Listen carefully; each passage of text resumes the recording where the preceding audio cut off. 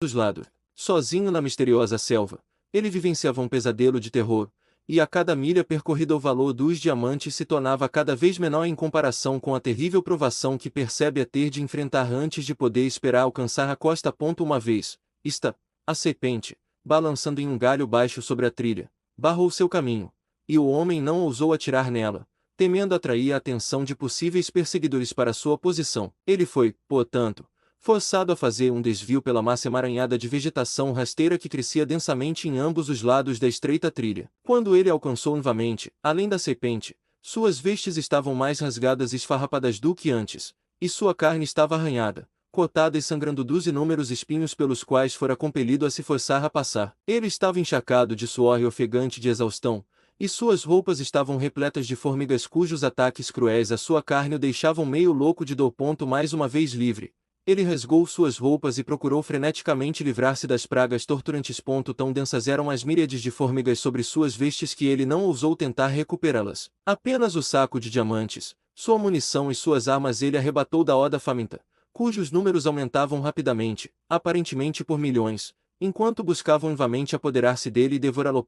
Sacudindo a maior parte das formigas dos artigos que havia recuperado, Krask correu freneticamente pela trilha, nu como no dia em que nasceu, e quando, meia hora depois, cambaleando e finalmente caindo exausto, jazia ofegante sobre a terra úmida da selva, percebeu a total futilidade de sua louca tentativa de alcançar a costa sozinho, ainda mais plenamente do que jamais poderia ter feito em quaisquer outras circunstâncias, pois não há nada que paralise tanto a coragem e a autoconfiança de um homem civilizado quanto ser privado de suas roupas. Por mais escassa que fosse a proteção que as roupas rasgadas e esfarrapadas que ele havia descartado pudessem ter oferecido, ele não poderia ter se sentido mais desamparado se tivesse perdido suas armas e munições, pois, a tal ponto somos criaturas de hábito e ambiente. Foi, portanto, um Krask aterrorizado, já fadado ao fracasso, quem rastejou temerosamente pela trilha na selva. Naquela noite, faminto e com frio, ele dormiu na bifurcação de uma grande árvore enquanto o carnívoro caçador rugia, tossia e rosnava pela escuridão da selva ao seu redor. Tremendo de terror, ele despertava momentaneamente em pavorosa vigília, e quando, exausto, voltava a cochilar, não era para descansar, mas para sonhar com horrores que um rugido repentino fundia a realidade. Assim, as longas horas de uma noite terrível arrastaram sua extensão tediosa, até que parecesse que a alvorada jamais chegaria. Mas ele chegou, e mais uma vez ele retomou seu caminho vacilante em direção ao oeste. Reduzido pelo medo, fadiga e dor a um estado que beirava a semiconsciência, ele prossegue cambaleando, a cada hora que passava tornando-se perceptivelmente mais fraco, pois estava sem comida ou água desde que abandonara seus companheiros há mais de 30 horas. O meio-dia se aproximava. Krask estava se movendo, mas agora lentamente, com frequentes pausas, e foi durante uma dessas que chegou às suas entorpecidas sensibilidades uma insistente sugestão das vozes de seres humanos não muito distantes. Rapidamente, ele se recompôs e tentou concentrar suas faculdades em declínio. Ele ouviu atentamente, e logo depois, com uma renovação de forças, levantou-se.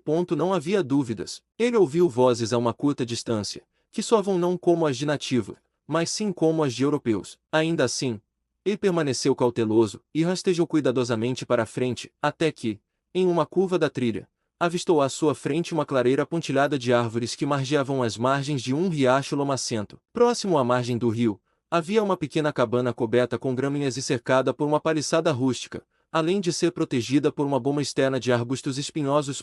Era da direção da cabana que as vozes vinham, e agora ele discernia claramente a voz de uma mulher, elevada em protesto e raiva, respondendo à voz grave de um homem. Lentamente, os olhos de Calcras que se arregalaram em incredulidade, não sem uma pitada de terror, pois os tons da voz do homem que ouvia eram os do falecido Esteban Miranda, e a voz da mulher era da desaparecida Flor Alques, a quem ele há muito havia dado como morta também. Mas Calcras, que não era grande crente no sobrenatural, espíritos desencarnados não necessitam de cabanas, paliçadas ou currais de espinhos. Os donos daquelas vozes eram tão vivos, tão materiais quanto ele. Ele avançou em direção à cabana, seu ódio por Esteban e seu ciúme quase esquecidos no alívio que sentia ao perceber que voltaria a ter a companhia de criaturas de sua própria espécie. Ele havia se afastado, contudo, apenas alguns passos da borda da selva quando a voz da mulher chegou novamente aos seus ouvidos, e com ela a súbita percepção de sua nudez. Ele fez uma pausa para refletir, olhando ao seu redor, e logo estava ocupado reunindo as longas e largas gramíneas da selva, com as quais fabricou uma saia rústica, mais útil, que prendeu a cintura com uma corda torcida do mesmo material. Então, com uma sensação de confiança renovada, ele avançou em direção à cabana, temendo que não o reconhecessem de imediato, tomando por inimigo, o atacassem. Krask, antes de alcançar a entrada da paliçada, chamou Esteban pelo nome. Imediatamente, o espanhol saiu da cabana, seguido pela moça. Se Krask não tivesse ouvido sua voz e o reconhecido por ela, o teria tomado por Tarzan dos macacos. Tamanha era a notável semelhança. Por um momento, os dois ficaram ali, observando a estranha aparição diante deles. Não me conhece? Perguntou Krask. Sou Cal Krask. A senhora me conhece. Flora. Carlos, exclamou a moça. E começou a saltar para a frente, mas Esteban agarrou-a pelo pulso e a conteve. O que o senhor está fazendo aqui, Krask? Perguntou o espanhol em tom mal-humorado. Estou tentando chegar ao litoral, respondeu o russo. Estou quase morto de fome e exposição. O caminho para a costa é por ali, disse o espanhol, apontando para a trilha que seguia para o oeste. Continue em movimento, Krask. Não é saudável para você ficar aqui. Quer dizer que me enviará sem comida nem água? Exigiu o russo. A água, disse Esteban, apontando para o rio. E a selva está repleta de alimentos para quem tiver coragem e inteligência suficientes para acolhê-los. Você não pode mandá-lo embora, exclamou a moça. Eu não achava possível que até mesmo você pudesse ser tão cruel. E então, voltando-se para o russo, ó Cal, ela exclamou, não vá. Salve-me desta fera. Então, saia da frente, gritou Krask. E enquanto a moça se libertava da garra de Miranda, o russo apontou sua arma automática e disparou a queima-roupa contra o espanhol. A bala errou o alvo. A cápsula vazia emperrou na culatra, e ao puxar o gatilho novamente sem resultado, Krask olhou para sua arma, descobrindo sua inutilidade, a atirou longe com um palavrão. Enquanto se esforçava freneticamente para colocar seu rifle em ação, Esteban lançou para trás sua mão que segurava a lança, com a lança curta e pesada que ele já havia aprendido a usar tão bem, e antes que o outro pudesse apertar o gatilho de seu rifle, a haste farpada rasgou seu peito e coração. Sem um som, Krask caiu morto aos pés de seu inimigo e rival, enquanto a mulher que ambos amavam, cada um à sua maneira egoísta ou brutal, afundou-se soluçando no chão, nas últimas e mais profundas profundezas do desespero. Percebendo que o outro estava morto, Esteban avançou e arrancou sua lança do corpo de Krask, além de despojar seu inimigo falecido de suas munições e armas. Ao fazer isso, seus olhos pousaram em uma pequena bolsa feita de peles que Krask havia amarrado à cintura com a corda de grama que ele havia recentemente fabricado para sustentar sua saia primitiva. O espanhol apalpou a sacola e tentou descobrir a natureza de seu conteúdo, chegando à conclusão de que se tratava de munição, mas não a examinou detidamente até ter levado as armas do homem morto para sua cabana, onde também havia levado a moça, que se encolhe em um canto, soluçando. Pobre Cal, ela gemeu. E então, para o homem que a encarava, seu monstro, sim, exclamou ele, com uma gargalhada. Sou uma fera. Eu sou Tarzan dos macacos.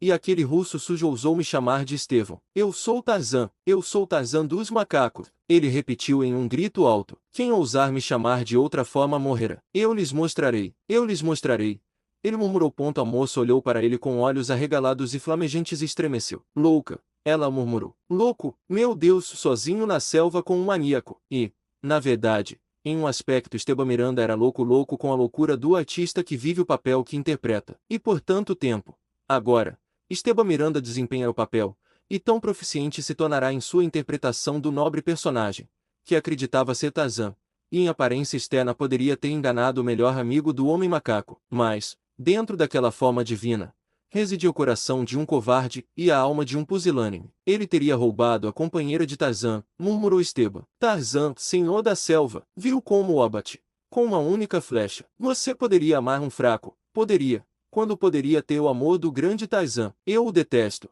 disse a moça. Você é, de fato, uma fera. Você é inferior às bestas. Você é minha, no entanto, disse o espanhol, e nunca será de outro. Primeiro eu a mataria, mas vamos ver o que o russo tinha em sua pequena bolsa de peles. Parece munição suficiente para matar um regimento, e desfez as correias que mantinham a boca da bolsa fechada, deixando parte do conteúdo cair no chão da cabana. Enquanto as pedras cintilantes rolavam, faiscando diante de seus olhos atônitos, a jovem engasgou-se em descrença. Santa Maria, são diamantes! Exclamou o espanhol. Centenas deles, murmurou a moça. Onde ele poderia tê-los conseguido? Não sei e não me importa, disse Esteban. Eles são meus, todos são meus. Sou rica, Flora, sou rico. E se foi uma boa moça, partilhar a minha riqueza comigo. Os olhos de Flora ao que se estreitaram. Despertava em seu peito a sempre presente ganância que dominava seu ser, e ao lado dela, e igualmente poderosa agora para dominá-la, seu ódio pelo espanhol. Poderia ele ter sabido que a posse daqueles objetos brilhantes havia finalmente cristalizado na mente da mulher uma determinação que ela nutria há muito tempo de matar o espanhol enquanto ele dormia. Até então, ela temia ficar sozinha na selva, mas agora o desejo de possuir essa grande riqueza superou seu terror. Tarzan, percorrendo a selva, encontrou o rastro das diversas tribos de garotos da costa oeste e dos escravos em fuga dos árabes mortos. Alcançando cada um deles, prosseguiu em sua busca por Louvine, intimidando os negros a dizer a verdade e deixando-os em estado de terror ao partir. Cada um deles lhe contou a mesma história. Ninguém havia visto Louvine desde a noite da batalha e do incêndio, e cada um estava certo de que ele havia escapado com alguma outra banda. Tão completamente ocupada estivera a mente do homem macaco nos últimos dias com sua tristeza e sua busca que considerações menores haviam sido negligenciadas, com o resultado de que ele não havia notado que a bolsa contendo os diamantes estava desaparecida. Na verdade, ele praticamente havia esquecido os diamantes quando, por mera excentricidade do acaso, sua mente voltou a eles, e foi então que ele subitamente percebeu que estavam desaparecidos, mas não conseguia recordar quando os havia perdido, nem as circunstâncias que envolveram a perda. Esses europeus pátifes, ele murmurou para J. de Balja, devem tê-los levado, e de repente, com esse pensamento, a cicatriz escarlate brilhou intensamente em sua testa, à medida que a justa ira brotava em seu interior contra a perfídia e a ingratidão dos homens que ele socorrera. Venha, disse ele a J. de Balja, enquanto procuramos por Louvine, também procuraremos por esses outros. E assim foi que Pebres, Toco e Blubber haviam viajado apenas uma curta distância em direção à costa quando, durante uma parada ao meio-dia, foram surpreendidos ao ver a figura do homem macaco movendo-se majestosamente em sua direção, enquanto, ao seu lado, caminhava o grande leão de juba negra.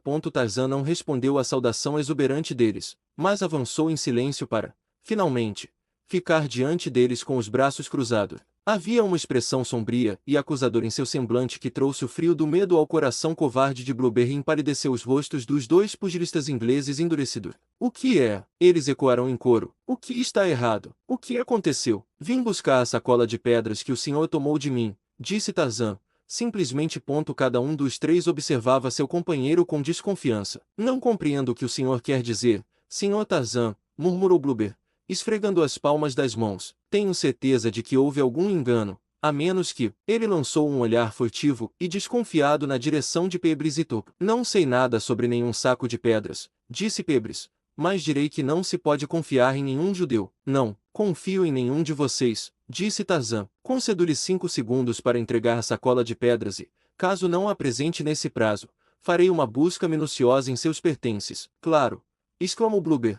Revistem-me, por todos os meios. Senhor Tarzan, eu não aceitaria nada de você por nada. Há algo errado aqui, rosnou Toco. Não possuo nada seu e tenho certeza de que estes dois também não. Onde está o outro? Perguntou Tarzan. Krask, ele desapareceu na mesma noite em que o senhor nos levou àquela aldeia. Não o vemos desde então, é isso. Entendi. Agora nos perguntamos por que ele partiu, e agora vejo isso tão claro quanto o rosto em meu nariz. Foi ele quem roubou aquela sacola de pedras. Foi isso que ele fez. Temos tentado descobrir, desde que ele partiu, o que foi roubado, e agora vejo isso com clareza suficiente. Com certeza, exclamou Pebres, é isso. E aqui estamos nós, e pronto. Poderíamos ter sabido, concordou Blubber. Mas, ainda assim, vou mandar revistá-los a todos, disse Tarzan. Quando o chefe chegou e Tarzan explicou o que desejava, os 3 brancos foram rapidamente despidos e revistados. Mesmo seus poucos pertences foram minuciosamente revistados, mas nenhuma bolsa de pedras foi encontrada. Sem dizer uma palavra, Tarzan voltou-se para a selva, e em outro momento os negros e os 3 europeus viram o mar de folhagem engolir o homem macaco e o leão dourado. Gordo, ajude Krask, exclamou Pebres. O que você supõe que ele queira com um saco de pedras? Indagou Toco. Deve estar um pouco amalucado, eu diria. Nudinho suave, exclamou Blubber. Há apenas um tipo de pedra na África que Krask roubaria e fugiria sozinho para a selva com diamantes. Pebres e Togo abriram os olhos surpresos. O maldito russo, exclamou o primeiro. Ele nos traiu. Foi o que ele fez. Ele provavelmente salvou nossas vidas. Manda lembranças, disse Togo. Se esse sujeito Simio tivesse encontrado Krask e os diamantes conosco, Todos teríamos sofrido igualmente, você não conseguiria fazê-lo acreditar que não tínhamos participação nisso. E crees que não teria feito nada para nos ajudar. Espero que ele pegue o mendigo, exclamou Pebres, fervorosamente. Eles foram surpreendidos pelo silêncio momentos depois, ao ver Tarzan retornando ao acampamento, mas ele não prestou atenção aos brancos, indo diretamente ao chefe, com quem conversou por vários minutos. Então, mais uma vez, ele se virou e partiu. Agindo com base em informações obtidas do chefe da tribo, Tarzan adentrou a selva na direção geral da aldeia onde havia deixado os 4 brancos sob a responsabilidade do chefe, e da qual Kresk havia escapado sozinho posteriormente. Ele se moveu rapidamente, deixando J. Debal já para segui-lo, cobrindo a distância até a aldeia em um tempo relativamente curto, uma vez que se movia quase em linha reta através das árvores, onde não havia vegetação rasteira emaranhada para impedir seu progresso. Fora dos portões da aldeia, ele retomou o rastro de Kresk, agora quase obliterado, é verdade, mas ainda legível para as aguçadas faculdades perceptivas do homem-macaco. Ele seguiu rapidamente, pois Kresk havia se apegado tenazmente à trilha aberta que serpenteava em direção geral ao oeste. O sol já havia se posto quase no topo das árvores do oeste, quando Tarzan deparou-se subitamente com uma clareira ao lado de um riacho lento, perto das margens do qual se erguia uma pequena e rústica cabana, cercada por uma paliçada e uma bomba de espinhos. O homem-macaco fez uma pausa e escutou, farejando o ar com suas narinas sensíveis, e então, com passos silenciosos, atravessou a clareira em direção à cabana. Na grama, fora da paliçada, jazia o corpo morto de um homem branco, e um único olhar revelou ao homem-macaco que se tratava do fugitivo que ele procurava. Imediatamente, ele percebeu a futilidade de procurar a bolsa de diamantes no cadáver, pois era uma conclusão óbvia que eles agora estavam na posse de quem havia assassinado o russo. Um exame superficial revelou que ele estava correto no que dizia respeito à ausência dos diamantes.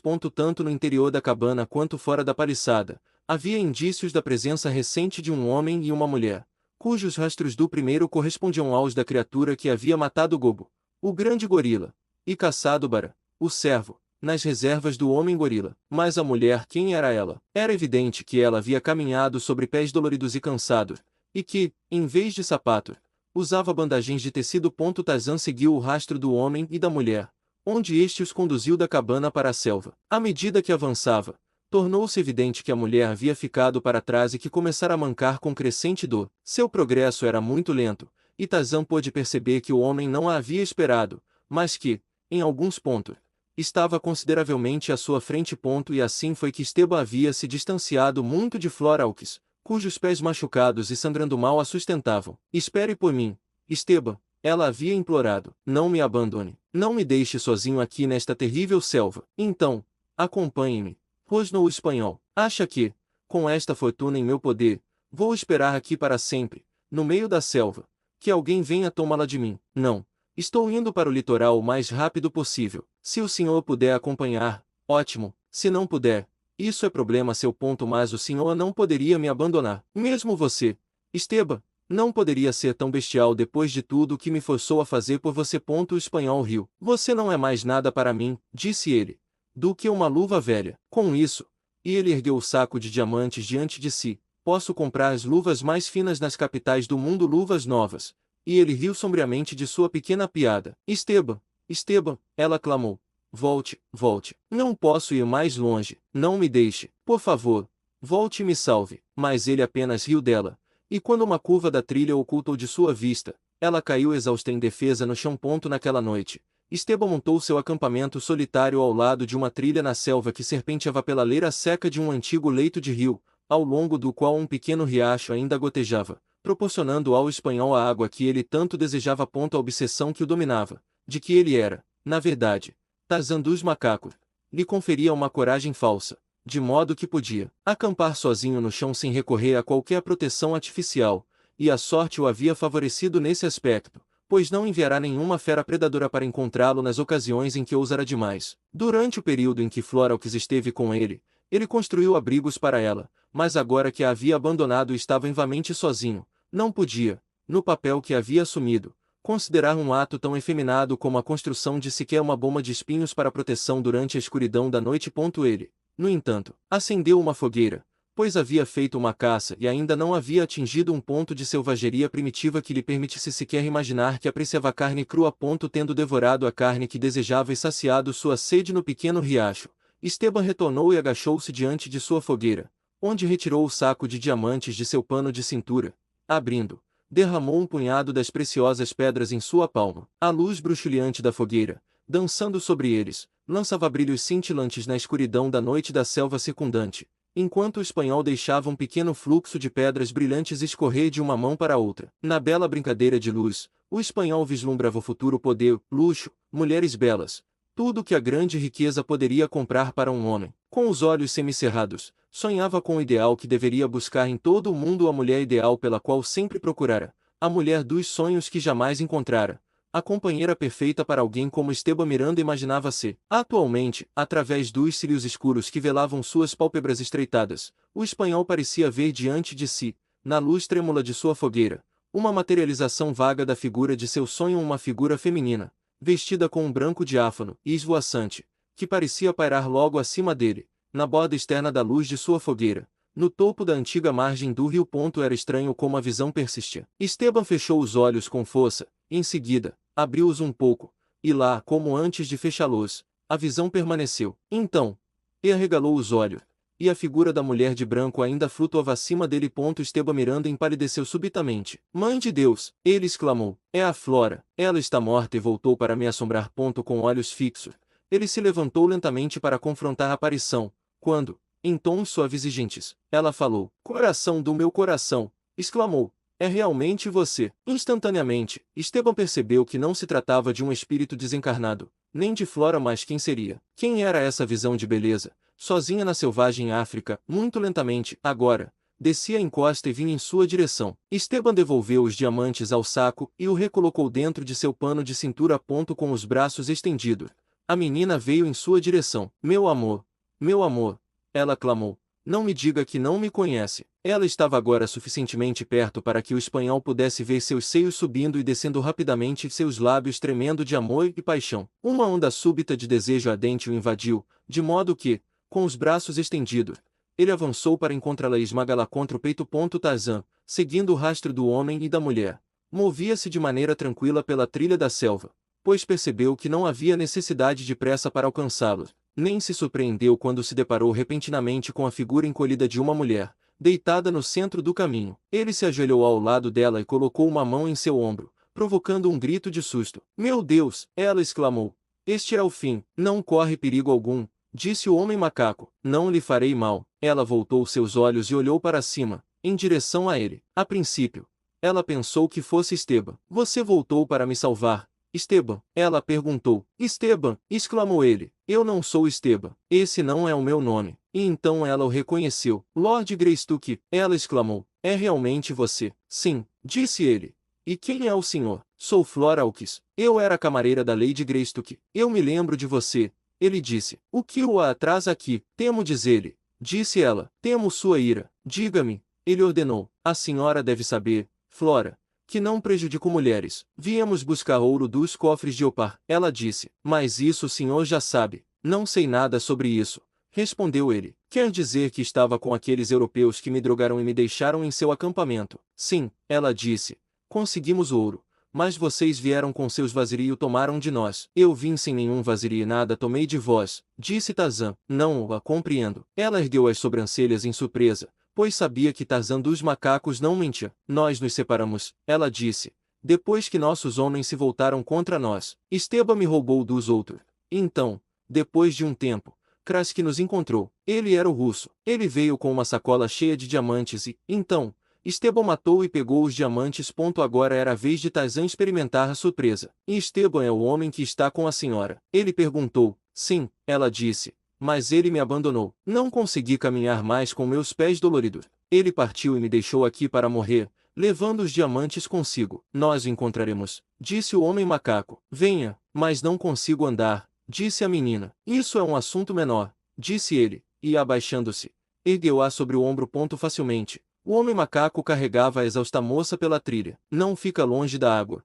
disse ele, e água é o que você precisa. Isso o ajudará a reviver e lhe dará forças, e talvez eu consiga encontrar comida para você em breve. Por que você é tão gentil comigo? Perguntou a moça. A senhora é uma mulher. Eu não poderia deixá-lo sozinho na selva para morrer, independentemente do que o senhor possa ter feito. respondeu o homem macaco. E Flora, o que só pôde soluçar um pedido de perdão quebrado pelo mal que lhe fizera. Escureceu bastante, mas eles continuaram a seguir pela trilha silenciosa até que, em breve, Tarzan avistou à distância o reflexo da luz do fogo. Acredito que em breve encontraremos seu amigo. Ele sussurrou. Não faça barulho. Instantes depois, seus ouvidos aguçados captaram o som de vozes. Ele parou e colocou a menina de pé. Se não puder acompanhar, disse ele, espere aqui, não desejo que ele escape. Voltarei para você. Se puder segui-lo lentamente, faço. E então ele a deixou e seguiu cautelosamente em direção à luz e às vozes. Ele ouviu Flora que se movendo diretamente atrás dele. Era evidente que ela não suportava a ideia de ser deixada sozinha novamente na escuridão da selva. Quase simultaneamente, Tarzan ouviu um gemido baixo a poucos passos à sua direita. J. A. Debalja. Ele sussurrou em voz baixa. Calcanhar. E o grande leão de juba negra aproximou-se dele, e Floralques, sufocando um grito, correu para o seu lado e agarrou seus braços. Silêncio. Ele sussurrou. J. A. Debalja não lhe fará mal. Um instante depois, os três chegaram à margem do antigo rio, através das altas graminhas que ali cresciam, contemplaram um pequeno acampamento abaixo. Tarzan, para sua consternação, viu um sósia seu em pé diante de uma pequena fogueira, enquanto, aproximando-se lentamente do homem, com os braços estendidos, estava uma mulher, envolta em um branco esvoaçante. Ele ouviu suas palavras, palavras suaves de amor e carinho, e ao som da voz e do rastro olfativo que um vento errante repentinamente levou às suas narinas, uma estranha complexidade de emoções o dominou: felicidade, desespero, raiva, amor e ódio. Ele viu o homem na escada de incêndio avançar com os braços abertos para receber a mulher em seu peito, e então Tarzan separou as graminhas e se aproximou da beira do barranco, sua voz estilhaçando a selva com uma única palavra. Jane, ele gritou. E imediatamente o homem e a mulher se viraram e olharam para cima, onde sua figura era vagamente revelada pela luz da fogueira. Ao avistá-lo, o homem virou-se e correu para a selva do lado oposto do rio, e então Tarzan saltou para o fundo da ravina abaixo e correu em direção à mulher. Jane! Exclamou ele. É você, é você. A mulher demonstrou seu espanto. Ela observou primeiro a figura em retirada do homem que estava prestes a abraçar. Em seguida, voltou seus olhos para Tarzan. Ela passou os dedos pela testa e olhou para trás, na direção de Esteban, mas ele não estava mais à vista. Então, ela deu um passo hesitante em direção ao homem macaco. Meu Deus! Ela exclamou. O que isso significa? Quem é o senhor? E se o senhor é Tarzan? Quem era ele? Eu sou Tarzan, Jane, disse o homem macaco. Ela olhou para trás e viu Floral que se aproximando. Sim, ela disse. Você é Tarzan. Eu o vi quando você fugiu para a selva com Floralques. Não consigo entender, John. Não pude acreditar que o senhor, mesmo tendo sofrido um acidente na cabeça, pudesse ter feito tal coisa. Eu fugir para a selva com Floralques? Ele perguntou, com surpresa genuína. Eu a vi, disse Jane. O homem macaco virou-se para Flora. Não a entendo, disse ele. Foi Esteban quem fugiu para a selva comigo. Lady Greystoke, disse a moça. Era Esteban quem estava prestes a enganá-la novamente. Este é, de fato, Lord Greystoke. O outro era um impostor, que acabou de me abandonar e me deixou para morrer na selva. Se Lord Greystoke não tivesse chegado quando chegou, eu estaria morto agora. Lady Greystoke deu um passo hesitante em direção a seu marido. Ah, John, ela disse, eu sabia que não poderia ter sido você. Meu coração me disse, mas meus olhos me enganaram. Rápido, ela exclamou. Aquele impostor deve ser capturado. Depressa, John, antes que ele escape. Deixe-o ir, disse o homem macaco. Por mais que eu o deseje, por mais que eu deseje aquilo que ele me roubou, não a deixarei sozinha novamente na selva, Jane, nem mesmo para capturá-lo. Mas J. A. Debalja, ela exclamou. O que aconteceu com ele? Ah, exclamou o homem macaco. Eu havia me esquecido. E voltando-se para o leão, apontou na direção para a qual o espanhol havia escapado. Traga-o, J. A. Debalja.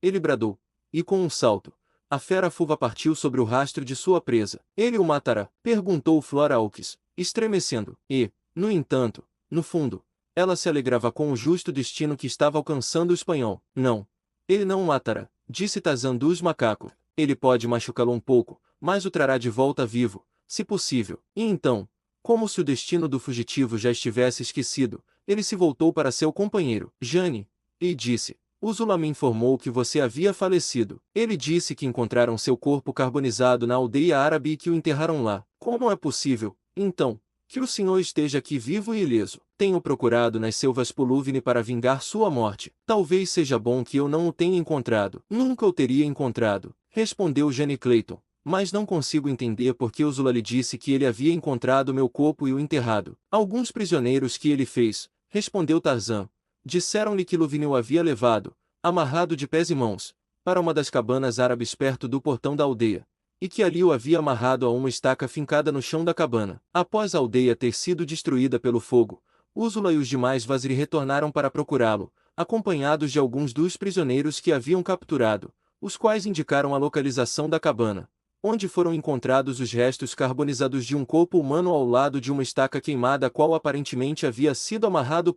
Entendo, exclamou a moça. Luvine me amarrou de pés e mãos e me prendeu à estaca, mas depois voltou à cabana e removeu as amarras. Ele tentou me atacar, não sei quanto tempo lutamos, mas estávamos tão absortos em nossa luta que nenhum de nós percebeu o incêndio da aldeia ao nosso redor. Enquanto eu persistentemente o afastava, vislumbrei uma faca em seu cinto. Então, permite que ele me agarrasse, e quando seus braços me envolveram, agarrei a faca, retirando-a da bainha.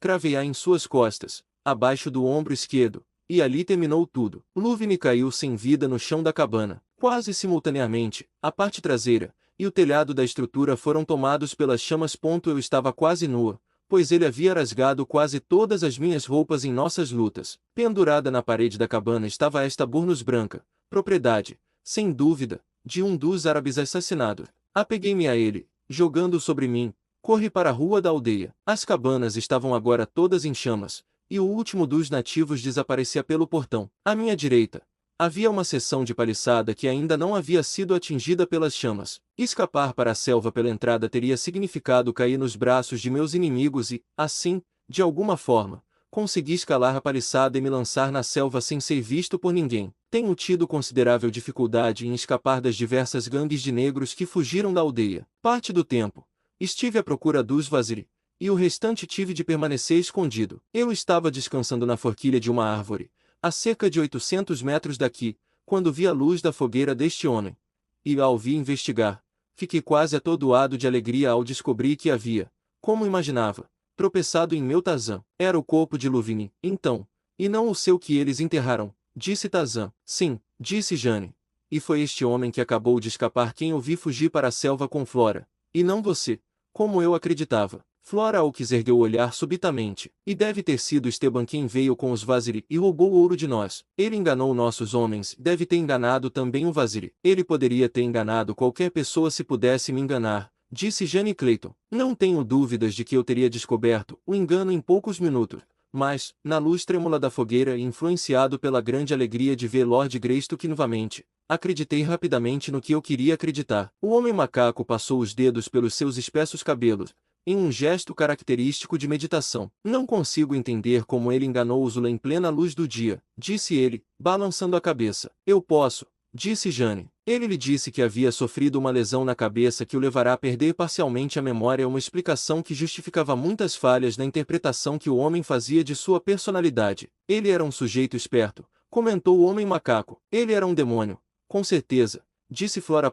Mais de uma hora depois, as gramíneas na margem do rio se separaram subitamente, e J. Adebal já emergiu silenciosamente na presença deles. Em suas mandíbulas, ele segurava uma pele de leopardo rasgada e ensanguentada, que trouxe e depositou aos pés de seu mestre. O homem macaco pegou o objeto e o examinou, franzindo então a testa. Acredito que J. Adebal já o matou, afinal, disse ele. Ele provavelmente resistiu, disse Jane Clayton, e nesse caso, J. Adebal já não poderia fazer outra coisa em autodefesa senão matá-lo. Acha que ele o comeu? Gritou Flora Hawkins, afastando-se assustada da fera. Não, disse Tarzan, ele não teve tempo. Pela manhã, seguiremos o rastro e encontraremos o corpo dele. Gostaria de reaver os diamantes. E então ele contou a Jane a estranha história relacionada à aquisição da grande riqueza representada pela pequena bolsa de pedras. Na manhã seguinte, partiram em busca do cadáver de Esteban. A trilha conduzia por mata densa e espinhos até a margem do rio, mais abaixo na correnteza, e ali desaparecia. Embora o homem macaco buscasse em ambas as margens do rio por alguns quilômetros acima e abaixo do ponto em que havia perdido o rastro, não encontrou nenhum sinal adicional do espanhol. Havia sangue ao longo dos rastros que Esteban havia deixado e sangue sobre as gramíneas na margem do rio. Finalmente, O homem macaco retornou às duas mulheres. Esse é o fim do homem que seria Tarzan, ele disse. Você acha que ele está morto? Perguntou Jane. Sim, tenho certeza disso, disse o homem macaco. Pelo sangue, imagino que J. Debalja o tenha atacado, mas que ele conseguiu escapar e entrar no rio. O fato de não conseguir encontrar nenhuma indicação de que ele tenha chegado ao banco em uma distância razoável deste local me leva a acreditar que ele tenha sido devorado por crocodilos. Novamente Flora Hawkins estremeceu. Ele era um homem perverso, disse ela, mas eu não desejaria nem ao mais perverso um destino como aquele. O homem macaco deu de ombro. Ele buscou isso para si mesmo, e sem dúvida, o mundo está melhor sem ele. Foi minha culpa, disse Flora. Foi a minha maldade que o trouxe aqui, a ele e aos outros. Eu lhes contei o que ouvirá sobre o ouro nos cofres do tesouro de Opar. Foi minha ideia vir aqui roubá-lo e encontrar um homem que pudesse se passar por Lord Greystoke. Devido à minha maldade, muitos homens morreram, e o senhor, Lord Greystoke, e sua senhora quase encontraram a morte. Não ouso pedir perdão. Jane Clayton colocou o braço sobre o ombro da moça. A avareza tem sido a causa de muitos crimes desde o início do mundo, disse ela, e quando o crime é invocado em sua ajuda, assume seu aspecto mais repulsivo e traz, com frequência, sua própria punição, como você, Flora, pode bem testemunhar. Da minha parte, eu o perdoo. Imagino que tenha aprendido a lição. Você pagou um preço alto por sua tolice, disse o homem macaco. Você já foi punido o suficiente. Nós o levaremos aos seus amigos, que estão a caminho do litoral sob escolta de uma tribo amiga. Eles não podem estar muito distantes, pois, pela condição dos homens quando os vi, longas marchas estão além de suas capacidades físicas. A moça caiu de joelhos aos seus pés. Como posso agradecer sua gentileza? Ela disse, mas eu preferiria permanecer aqui na África com você, Lady Greystoke, e trabalhar para você e mostrar por minha lealdade que posso redimir o mal que lhe causei. Tarzan olhou para sua esposa interrogativamente, e Jane Clayton manifestou sua concordância com o pedido da garota. Muito bem, então, disse o homem macaco. Você pode permanecer conosco, Flora. Você nunca se arrependerá, disse a moça. Trabalharei arduamente para você. Os três, e J. Debalja, estavam há 3 dias em marcha rumo ao lar quando Tarzan, que ia na dianteira, fez uma pausa. Erguendo a cabeça, farejou o ar da selva. Então, esse voltou para eles com um sorriso. Meus vaziris são desobedientes, disse ele. Eu os enviei para casa. No entanto, aqui estão eles, vindo em nossa direção, diretamente para longe de casa. Poucos minutos depois, encontraram a van dos Vaziri, e foi grande a alegria dos negros ao descobrirem que tanto seu mestre quanto sua senhora estavam vivos e ilesos. E agora que o encontramos, disse Tarzan, após as saudações e inúmeras perguntas terem sido feitas e respondidas, diga-me o que fez com o ouro que tomou do acampamento dos europeus. Nós o escondemos, ó Bwana. Onde o senhor nos disse para escondê-lo? Respondeu Úrsula. Eu não estava com você, Úrsula, disse o homem macaco. Foi outro, que enganou Lady Greystoke assim como a enganou um homem mau que se passou por Tarzan dos macacos com tanta habilidade que não é de se admirar que a senhora tenha sido ludibriada. Então não foi o senhor quem nos disse que havia sofrido uma lesão na cabeça que não conseguia se lembrar da língua dos Vaziri? Exigiu Úrsula. Não fui eu, disse Tarzan, pois minha cabeça não foi ferida, e lembro-me bem da linguagem de meus filhos. Ah, exclamou Úrsula. Então não foi nosso grande Bwana quem fugiu de Buto, o rinoceronte. Tarzan riu. O outro fugiu de Buto. Sim, ele fez, exclamou Úrsula. Correu em grande terror. Não sei se o culpo, disse Tarzan, pois Buto não é um companheiro de brincadeiras agradável. Mas nosso grande Bwana não fugiria dele, disse Úrsula, com orgulho. Mesmo que outra pessoa que não eu tenha escondido ouro, foi o senhor quem cavou o buraco. Leve-me ao local. Então, Úrsula, os Vaziri construíram literas rústicas, mais confortáveis, para as duas mulheres brancas. Embora Jane Clayton tenha rido da ideia de que fosse necessário carregá-la e insistisse em caminhar ao lado de seus carregadores com mais frequência do que neles montava. Flora Hawkins, contudo, fraca e exausta como estava, não poderia ter ido muito longe sem ser carregada, e sentiu-se aliviada com a presença do forte Vaziri que a transportava pela trilha da selva com tanta facilidade. Era uma companhia feliz que marchava com ânimo vibrante em direção ao local onde o Vaziri havia escondido o ouro para Esteba. Os negros transbordavam de boa índole porque haviam encontrado seu mestre e sua mestra, enquanto o alívio e a alegria de Tarzan e Jane eram profundos demais para serem expressos. Quando finalmente chegaram ao local junto ao rio onde haviam enterrado o ouro, os Vaziri, cantando e rindo, começaram a cavar em busca do tesouro. Mas logo seus cantos cessaram e suas risadas foram substituídas por expressões de preocupação perplexa. Por um momento, Tarzan observou-os em silêncio. e então um sorriso lento espalhou-se em seu rosto. Você deve tê-lo enterrado bem fundo, Úrsula, ele disse. Ponto Negro coçou a cabeça. Não, não tão fundo quanto este, Dona, ele exclamou. Não consigo entender. Deveríamos ter encontrado o ouro antes disto. Tem certeza de que está procurando no lugar certo? Perguntou Tarzan. Este é o local exato, Dona, assegurou-lhe o negro. Mas o ouro não está aqui. Alguém o removeu desde que o enterramos. O espanhol de novo, comentou Tarzan. Ele era um cliente astuto, mas ele não poderia tê-lo levado sozinho, disse Úrsula. Havia muitos lingotes dele. Não, disse Tarzan, ele não poderia. E ainda assim não está aqui. O Vazir e Tarzan procuraram cuidadosamente pelo local onde o ouro fora enterrado, mas tão astuto fora o conhecimento de Ovasa sobre a floresta que ele havia apagado, até mesmo dos sentidos aguçados do homem-macaco, qualquer vestígio do rastro que ele e o espanhol haviam deixado ao transportar o ouro do antigo esconderijo para o novo. Desapareceu, disse o homem-macaco, mas farei com que não saia da África. E despachou mensageiros em várias direções para notificar os chefes das tribos amigas que circundavam seu domínio a fim de que vigiassem cuidadosamente cada expedição que atravessasse seu território, e não deixassem passar nenhuma que transportasse ouro. Isso os deterá, disse ele após a partida dos corredores. Naquela noite, enquanto acampavam na trilha de volta para casa, os três brancos estavam sentados ao redor de uma pequena fogueira, com J. Adebalja deitado logo atrás do homem-macaco, que examinava a pele de leopardo que o leão dourado havia recuperado em sua perseguição ao espanhol, quando Tarzan se voltou para sua esposa. Você estava certa, Jane, disse ele. Os cofres do tesouro de Opar não são para mim. Desta vez, perdi não apenas o ouro, mas também uma fortuna fabulosa em diamantes, além de arriscar o maior de todos os tesouros, a si mesmo. Deixe o ouro e os diamantes irem, John, ela disse. Nós temos um ao outro.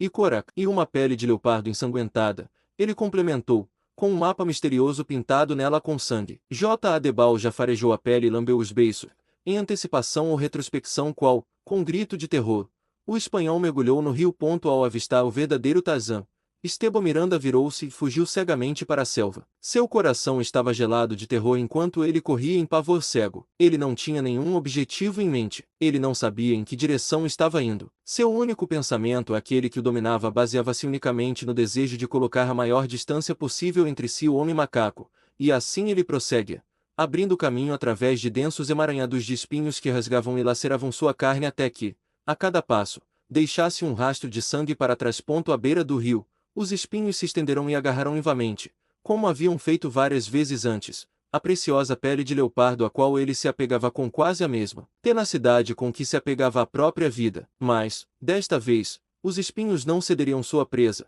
e enquanto ele se esforçava para arrancá-los, seus olhos voltaram-se na direção de onde havia vindo. Ele ouviu o som de um grande corpo movendo-se rapidamente pela mata em sua direção, e, um instante depois, viu o brilho ameaçador de dois pontos flamejantes, amarelos esverdeados e brilhantes. Com um grito sufocado de terror, o espanhol soltou a pele de leopardo, e virando-se, mergulhou no rio.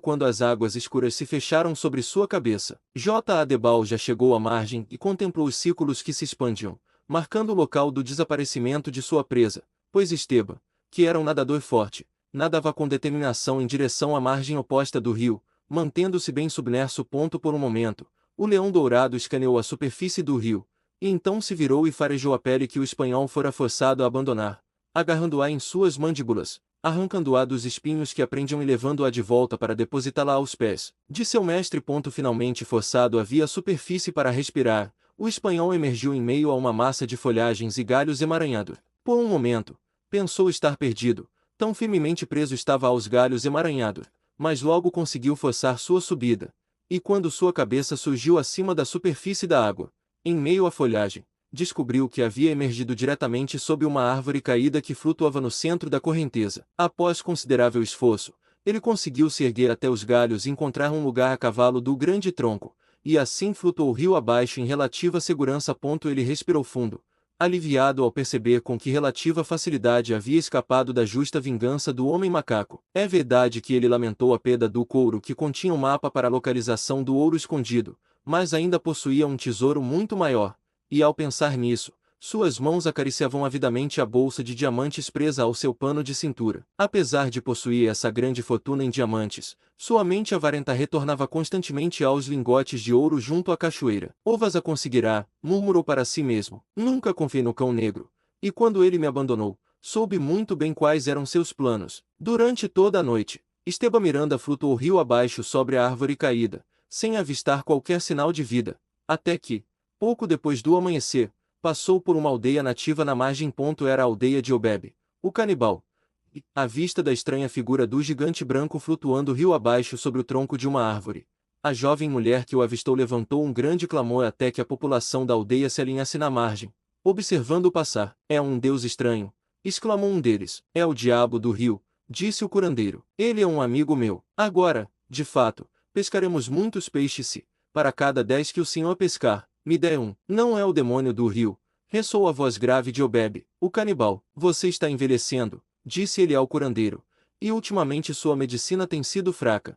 E agora você me diz que o maior inimigo de Obebe é o demônio do rio. Aquele é Tarzan dos macacos. Obebe o conhece bem, e, na verdade, todos os chefes canibais da vizinhança conheciam Tarzan dos macacos muito bem e o temiam e odiavam, pois implacável fora a guerra do homem-macaco contra eles. É Tarzan dos macacos, repetiu Obebe, e ele está em apuro. Talvez seja nossa chance de capturá-lo. Ele convocou seus guerreiros, e em pouco tempo, cerca de 50 jovens robustos partiram em trote pela trilha que margeava o rio. Por quilômetro, eles seguiram a árvore que se movia lentamente, carregando Esteban Miranda, até que, finalmente, em uma curva do rio, a árvore foi capturada no círculo externo de um redemoinho lento, que a levou sob os galhos pendentes de árvores que cresciam próximas à margem do rio. Apesar de estar apertado, frio e faminto, Esteban sentiu-se aliviado com a oportunidade de abandonar sua embarcação e alcançar a costa. E assim, laboriosamente, ele se ergueu entre os galhos da árvore que momentaneamente lhe oferecia um refúgio de retirada do rio, e rastejando até seu tronco, desceu ao chão abaixo, inconsciente do fato de que nas graminhas ao seu redor agachavam-se meia centena de guerreiros canibais. Apoiando-se no tronco da árvore, o espanhol descansou por um momento. Ele tateou os diamantes e constatou que estavam seguros. Sou um sujeito de sorte, afinal, disse em voz alta, e quase simultaneamente os 50 negros se levantaram ao seu redor e se lançaram sobre ele. Tão repentino foi o ataque,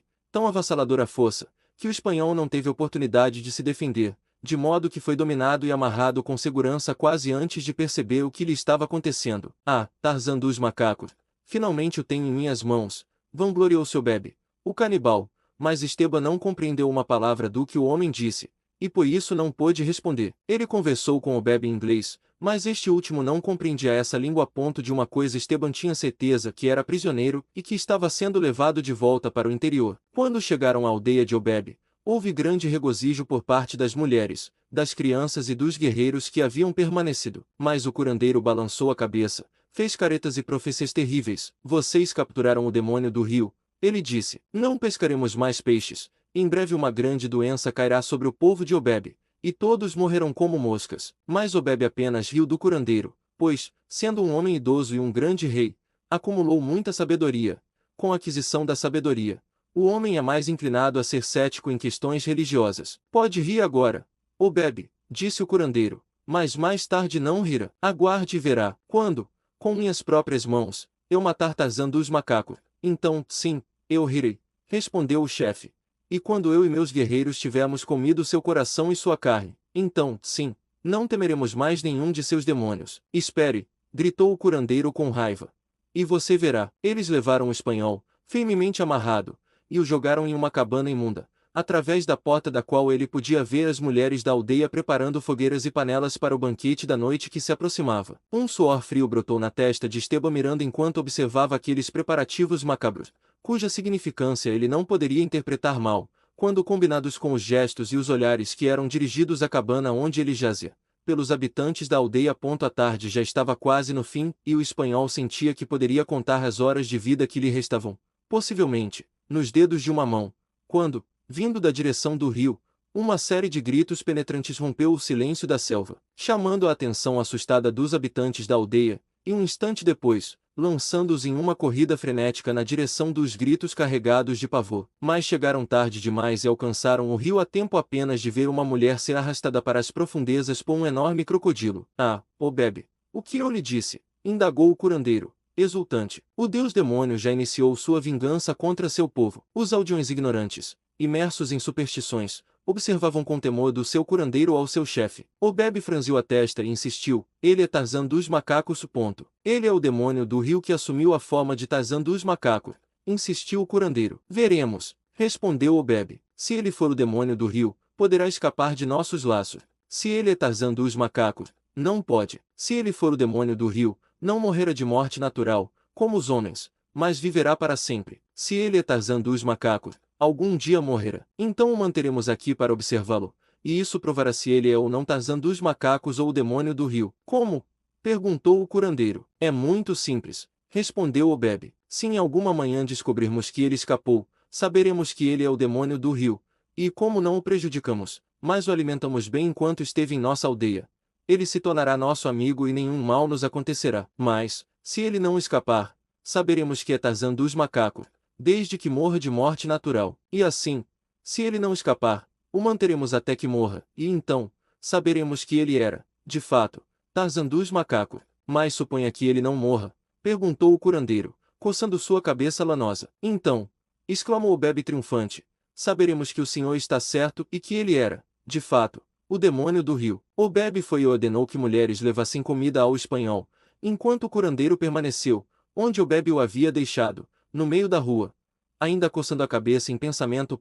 E assim foi Esteban Miranda, possuidor da mais fabulosa fortuna em diamantes que o mundo já conhecera, condenado à prisão perpétua na aldeia de Obeb, a canibal. Enquanto jazia na cabana, seu traiçoeiro cúmplice, Ovasa, da margem oposta do rio, do local onde ele e Esteban haviam escondido os lingotes de ouro, viu Tarzan, seus vaziris chegarem, procurar o ouro e partirem invamente. Na manhã seguinte, Ovasa veio com 50 homens que havia recrutado em uma aldeia vizinha, desenterrou o ouro e partiu com ele em direção à costa.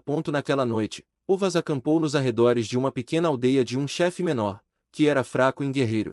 O velho convidou Ovasa para sua propriedade, onde o alimentou e lhe ofereceu cerveja local, enquanto os homens do chefe circulavam entre os rapazes de Ovasa, bombardeando-os com inúmeras perguntas até que, finalmente, a verdade veio à tona e o chefe soube que os carregadores de Ovasa transportavam uma grande quantidade de ouro amarelo. Quando o chefe soube disso com certeza, ficou muito perturbado, mas, finalmente, um sorriso cruzou seu rosto enquanto conversava com o meio bêbado Ovasa.